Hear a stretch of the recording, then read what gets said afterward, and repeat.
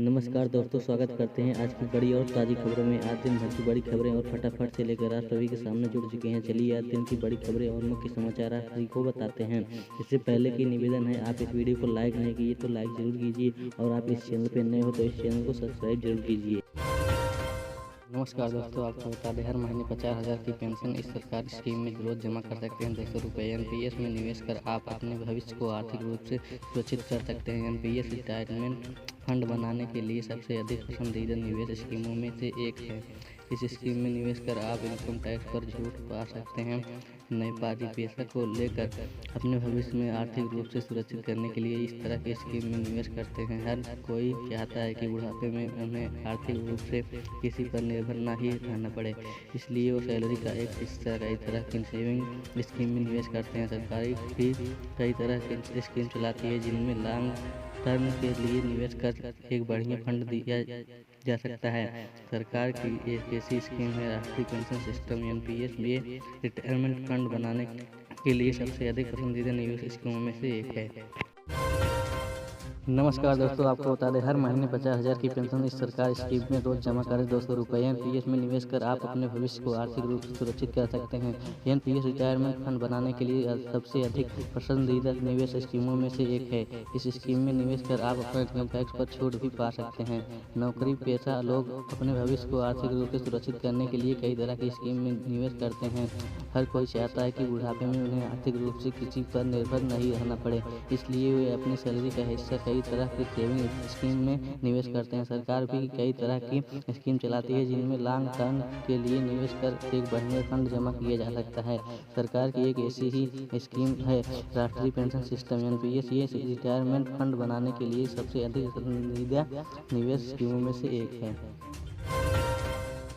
आज देश को मिलेगी 8वीं वंदे भारत ट्रेन की सौगात। तेलंगाना और आंध्र को जोड़ेगी पीएम मोदी, दिखाएंगे हरी झंडी। अब से कुछ देर बाद देश में 8वीं वंदे भारत ट्रेन की सौगात मिलेगी। सुबह 10:30 प्रधानमंत्री नरेंद्र मोदी वीडियो कॉन्फ्रेंसिंग के जरिए तेलंगाना के सिकंदराबाद से आंध्र प्रदेश के विशाखापट्टनम के बीच चलने वाली वंदे भारत ट्रेन को हरी झंडी दिखाएंगे। केंद्रीय रेल मंत्री अश्विनी वैष्णव, केंद्रीय पर्यटन और संस्कृति मंत्री जी किशन रेड्डी और तेलंगाना की राज्यपाल तमिलिसाई सौंदरराजन नई रेलगाड़ी के उद्घाटन समारोह के दौरान व्यक्तिगत रूप से सिकंदराबाद रेलवे स्टेशन पर मौजूद रहेंगे। रेलवे के सूत्रों ने बताया कि इस वंदे भारत ट्रेन की नियमित सेवा 16 जनवरी को शुरू होगी और टिकटों की बुकिंग शनिवार से शुरू हो गई है।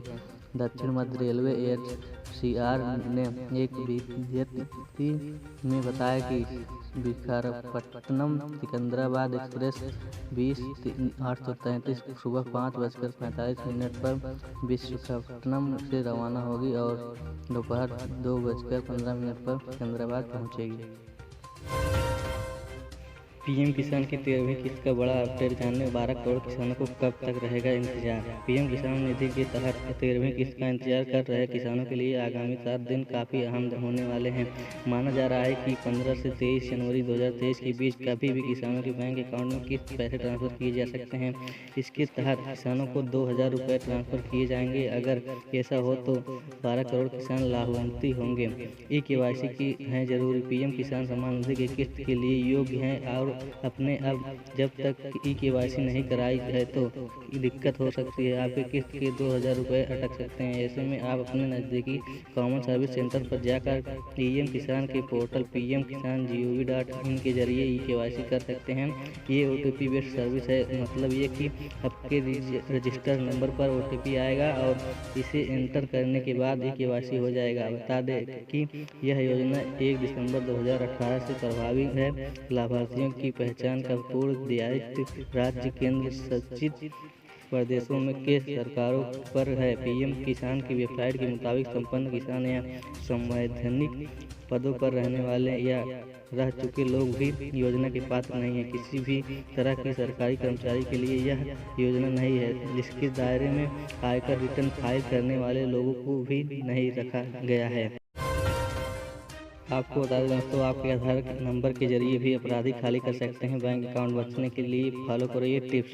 आधार कार्ड केवल एक पहचान पत्र नहीं, बल्कि यह बैंकिंग और दूसरे सरकारी बेनिफिट्स को हासिल करने के लिए अनिवार्य दस्तावेज है। हमारा आधार कार्ड एक अनोखा दस्तावेज है क्योंकि इसमें ज़रूरी जानकारी मौजूद होती है। इसमें डॉक्यूमेंट, ग्राफिक और बायोमेट्रिक डिटेल शामिल है। हालांकि unique identification authority of India यानी UIDAI का दावा है कि डेटाबेस पूरी तरह सुरक्षित है, लेकिन इसके बावजूद जरूरी सावधानियां बताना जरूरी है। आजकल ऐसे मामले में देखने को मिल रहे हैं जिनमें साइबर अपराधी व्यक्ति की आधार डिटेल्स का इस्तेमाल करके उन्हें बैंक फ्रॉड का शिकार भी बना रहे हैं। आइए जान लें कि इसमें बचने के लिए किन बातों का रखें ध्यान। इन बातों का रखें ध्यान।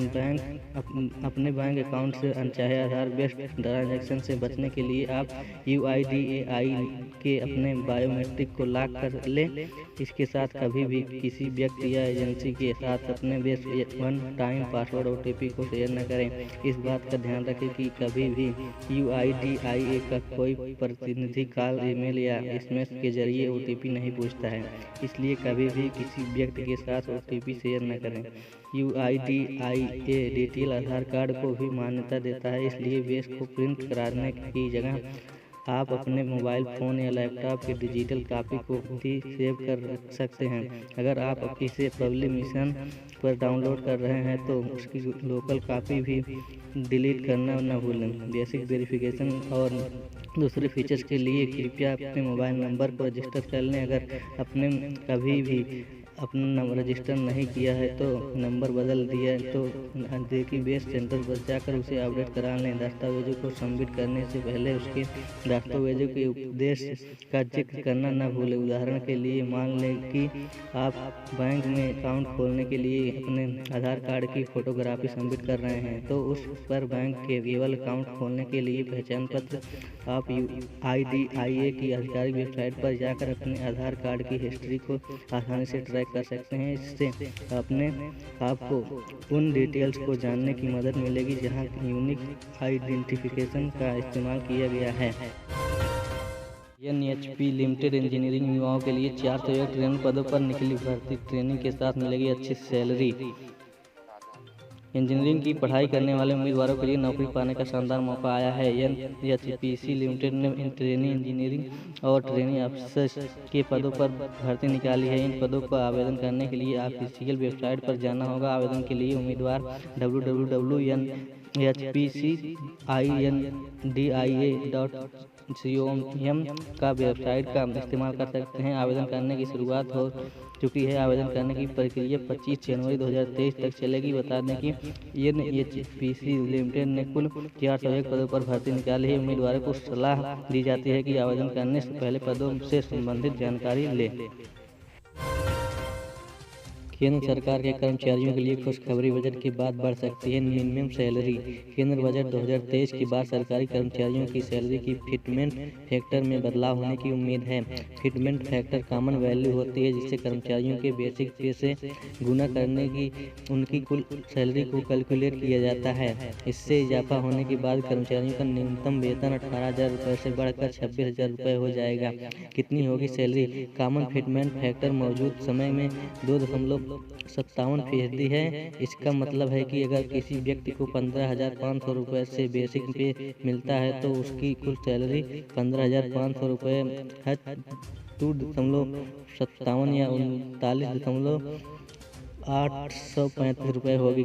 छठे CPC ने फिटमेंट रेशियो 1.86% पर रहने की सिफारिश दी है। अब रिपोर्ट्स के मुताबिक कर्मचारी सरकार से फिटमेंट फैक्टर को बढ़ाकर 3.68% करने की मांग कर रहे हैं। इसके केंद्र सरकार में कर्मचारियों के लिए न्यूनतम वेतन 18,000 रुपये से बढ़कर 26,000 रुपये हो जाएगा। न्यूनतम और कर्मचारी संघ कई साल में फिटमेंट फैक्टर में वृद्धि की मांग कर रहे हैं। इनका कहना है कि DA बढ़ने के बावजूद बेसिक सैलरी में इजाफा जरूरी है क्योंकि इसी आधार पर सैलरी बढ़ती है।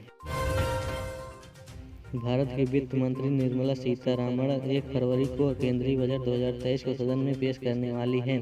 सदन में बजट में पेश होने के बाद सरकार उस पर पिछली दलों के साथ चर्चा भी करेगी। बजट पेश होने के बाद वित्त विधेयक लाया जाएगा। राष्ट्रपति के हस्ताक्षर के बाद ये तय हो जाएगा कि भारत आने वाले 1 साल की किस तरह से आगे बढ़ाना वाला है, सरकार की क्या प्राथमिकताएं होंगी, किस मदद में सरकार कितना खर्च करेगी। साथ ही ये भी तथ्य जनता के सामने आ जाएगा कि सरकार की कमाई आय कितनी है, इस साल का बजट घाटा क्या रहने वाला है। बहरहाल मीडिया रिपोर्टर्स के माने तो सरकार इस बजट में 35 ऐसी चीज़ों पर इम्पोर्टेंट ड्यूटी बढ़ाने जा रही है जिनका हम इम्पोर्टेंट कहते हैं, लेकिन भारत में इसके निर्माण की सुविधाएं अब बन चुकी हैं। इलेक्ट्रॉनिक आइटम्स पर बढ़ने वाली है इम्पोर्टेंट ड्यूटी।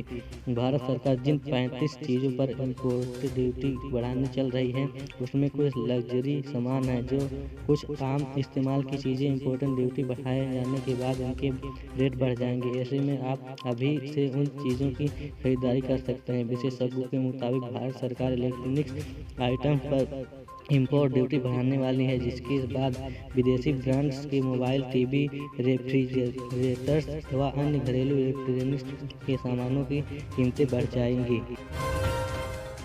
इंतजार खत्म, जल्द शुरू होगी फ्लिपकार्ट की सेल। इलेक्ट्रॉनिक आइटम पर मिलेगा 80% का डिस्काउंट।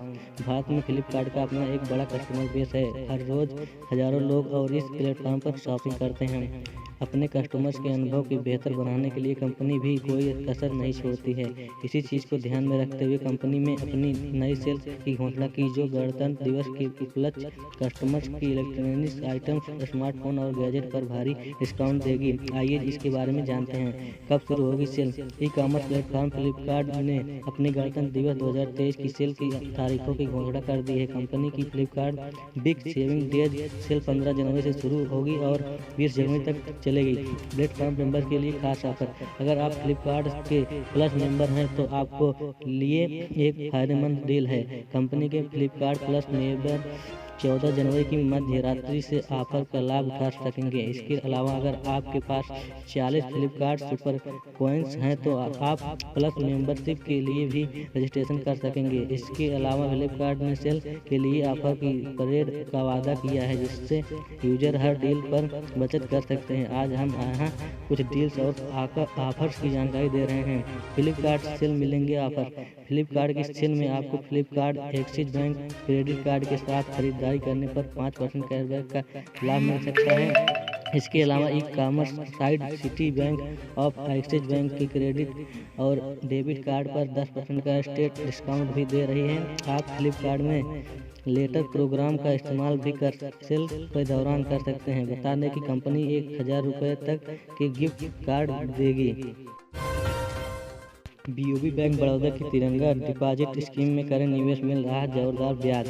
अगर आप इन दिनों में फिक्स्ड डिपॉजिट स्कीम के निवेश का प्लान बना रहे हैं तो बैंक ऑफ बड़ौदा बीओबी की स्कीम बड़ौदा तिरंगा डिपॉजिट स्कीम को ऑप्शन के रूप में चुन सकते हैं। इस स्कीम को बैंक ने 15 अगस्त 2022 को लॉन्च की थी। इस स्कीम में निवेश पर 7% से अधिक का ब्याज हासिल कर सकते हैं। बैंक के अनुसार इस स्कीम के तहत जमा पैसे पर 7.50% तक ब्याज मिलेगा।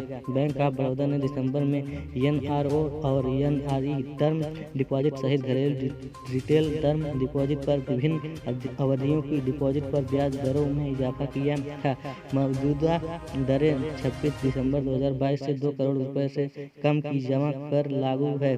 बैंक के अनुसार बड़ौदा तिरंगा डिपॉजिट स्कीम के तहत जमा पैसे पर 6.75% का मिनिमम ब्याज मिलेगा। वहीं वरिष्ठ नागरिकों को अतिरिक्त 0.50% का ब्याज मिलेगा। निवेश की अवधि की विकल्प।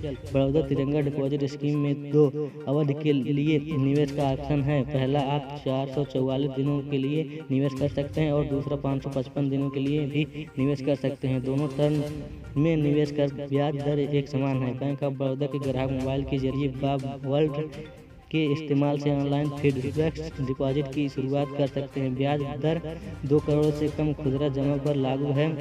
कोई भी बड़ौदा तिरंगा डिपॉजिट स्कीम के तहत खाता खोलने के लिए निकटतम बैंक ऑफ बड़ौदा के ब्रांच में जाकर अधिक जानकारी हासिल कर सकते हैं। तिरंगा योजना एफडी पर ब्याज दर।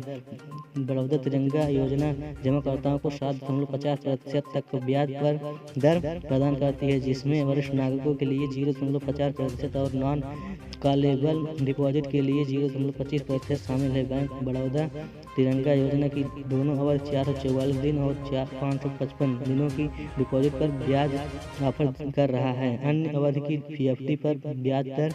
इसके अलावा बैंक 7 दिनों की 45 दिनों में मैच्योर होने की वाली एफडी पर 3% दर की ब्याज प्रदान कर रहा है।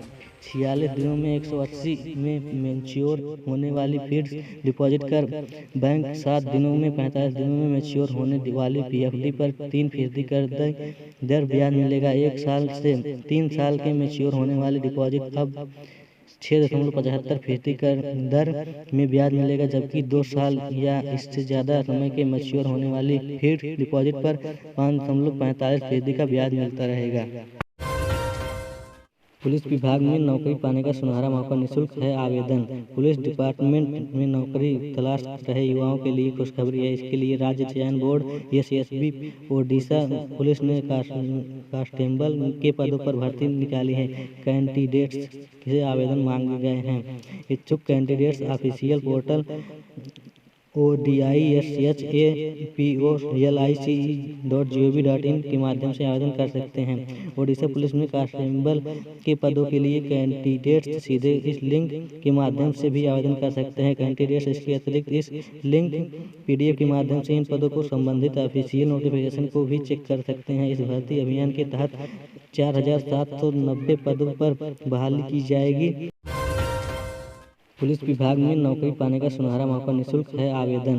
पुलिस डिपार्टमेंट में नौकरी तलाश रहे युवाओं के लिए खुशखबरी है। इसके लिए राज्य चयन बोर्ड एसएसबी ओडिशा पुलिस ने कांस्टेबल के पदों पर भर्ती निकाली है।